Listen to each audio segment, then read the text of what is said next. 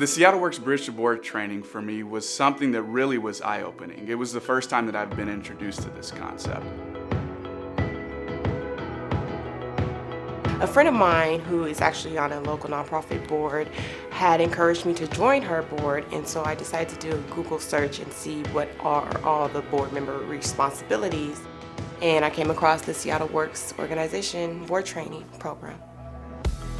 Seattle Works is an organization that really focuses on developing leaders and connecting volunteers to other organizations and just building community. There are so many issues facing Seattle and our community right now, it's hard to know where to start. The rising tide is not lifting all boats, and we see that and we recognize that. We're trying to figure out where we can play the most crucial part in that. I like to think of Seattle Works as liberated gatekeepers. Seattle Works, we're in the leadership development business, we're in the human potential business, and there's a lot of different ways we go about doing that. One of which is we train people on what it means to be on a nonprofit board of directors. You know, over the course of half a day, I was really able to get up to speed on what nonprofit board service was. There was a lot that I didn't know. The training consisted of people who are already currently on boards and other people such as myself there to gain more information. They went over nonprofit leadership roles along the lines of financial responsibilities, legal responsibilities, fundraising opportunities and responsibilities, and there was a board assimilation at the end of the training.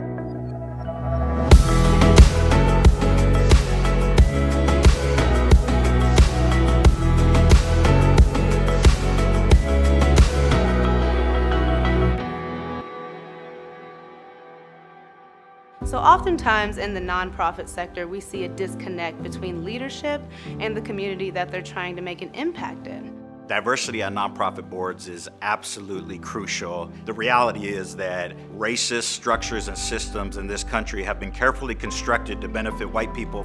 We need to look at how do we deconstruct that racism, how do we dismantle it, and part of that is representation, whose voices are being heard. So when the facts are that 80% of board chairs are occupied by white men, but the communities they serve are communities of color, right? Women, refugees. We understand that those voices are the ones that should be in leadership and should be the ones really making that effective change to change the organization and ultimately the community.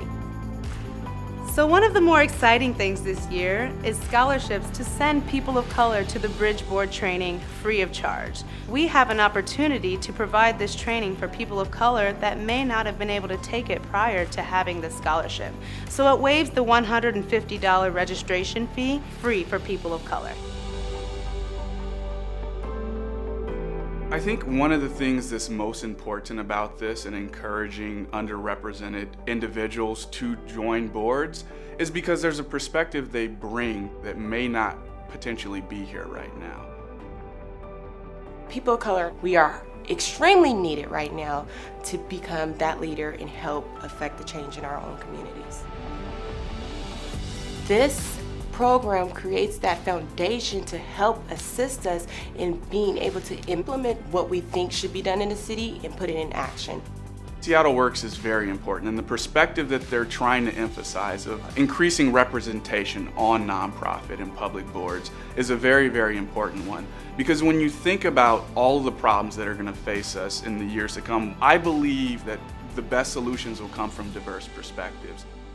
My goal for my community is for me to seek out an organization in which I can participate as a board member on, and to show the younger generation, especially girls of color, that yes, you can be in this role and you can reach towards a leadership position and have a seat at the table. We can only move forward by taking that transformational piece and becoming transactional. And when this program is continued and funded, this is a way to reach those goals.